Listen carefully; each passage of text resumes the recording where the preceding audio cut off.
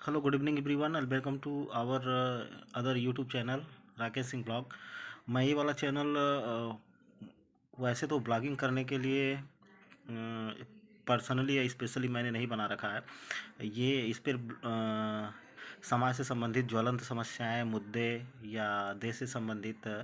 या इस प्रकार की सोशल एक्टिविटीज संबंधित जो भी समस्याएं हैं, जो भी अच्छाइयाँ बुराइयां हैं, उस पर मेरा वीडियोस अपलोड होता रहता है। फिलहाल इधर मैं एक दो वीडियो जो अपलोड किया हूँ वो वीडियो मेरे गांव से संबंधित है। इधर मैंने मार्केट में मैंने वीडियो से कमेंट भी देखे तो नेगेटिव कमेंट बहुत ज़्यादा आ रहे थे।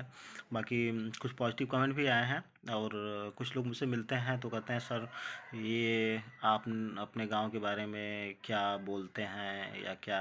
मतलब क्या समस्या है क्या है। तो मैं कहता हूँ यार ये ऐसी बात नहीं है, हमारे गांव की नहीं, ये लगभग मैं कहता हूँ कि बहुत से गांव हैं जिनकी समस्या है, इसको कोई पर्सनली ना ले। और चूँकि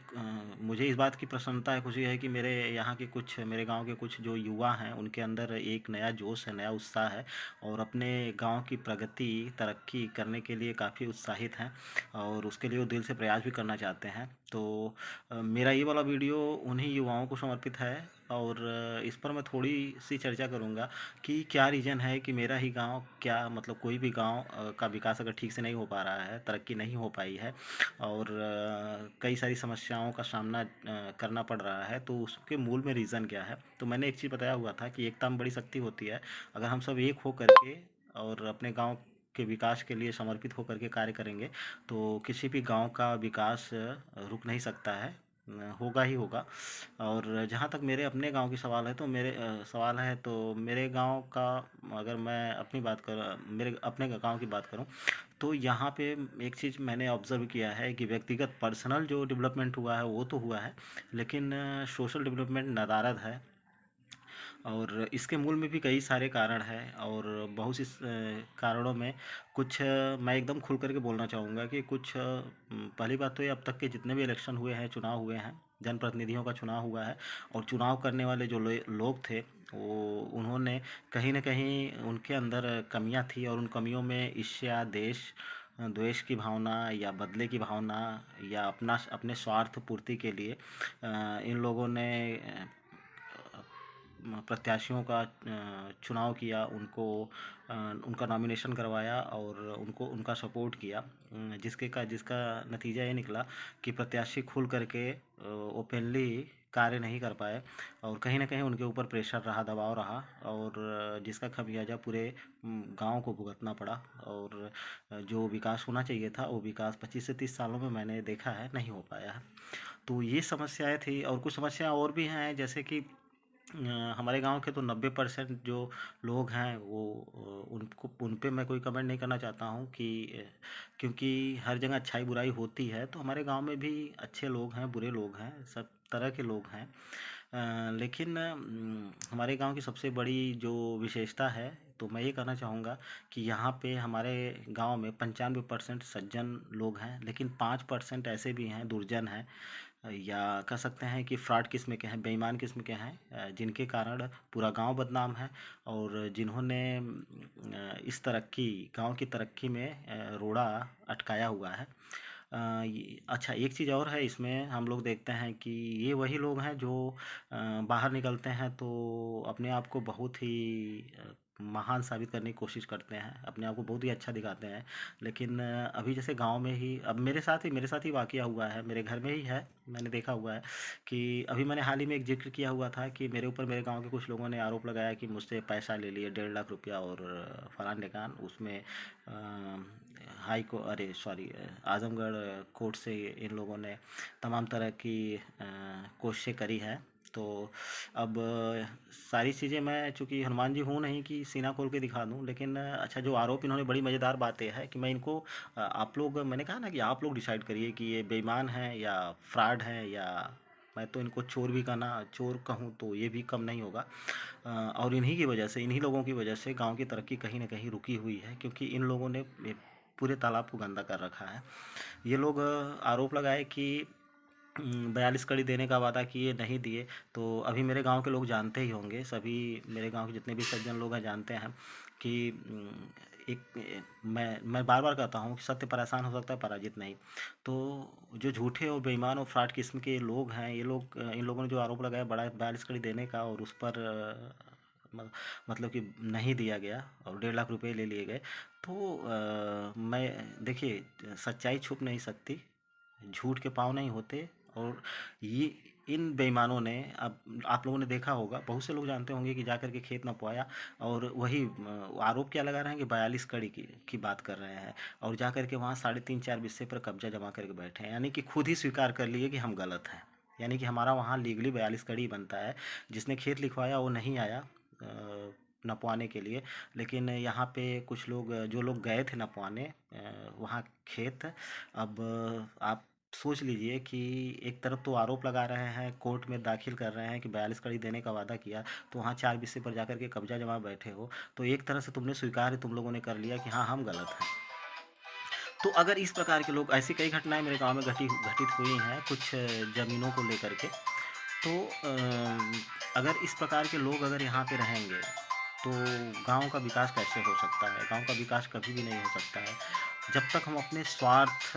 और हितों से ऊपर उठ कर के नहीं सोचेंगे,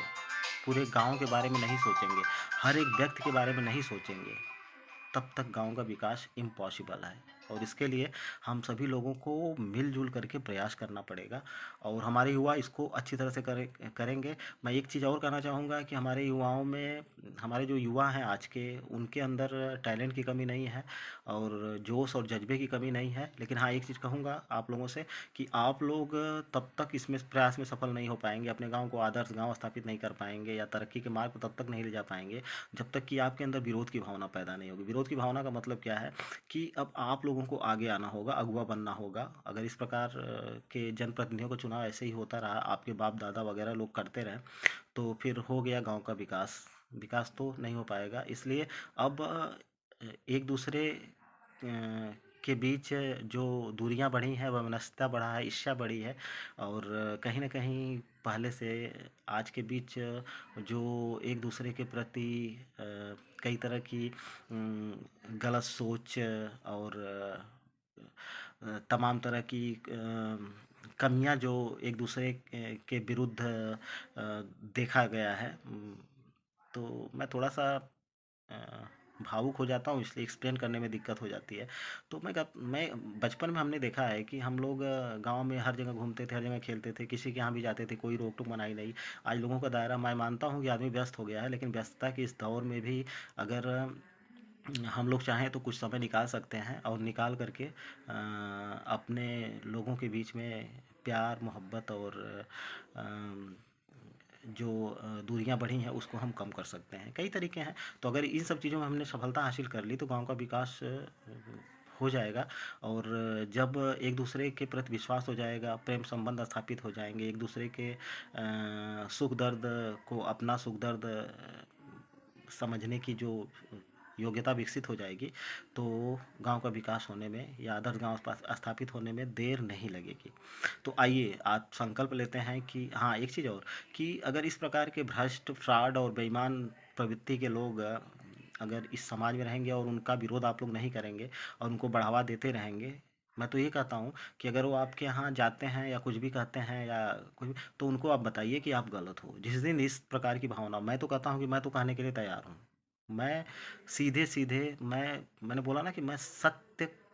कहूँगा, चाहे किसी को अच्छा लगे या बुरा लगे, उससे मुझे कोई फ़र्क नहीं पड़ता है। और यही कारण है कि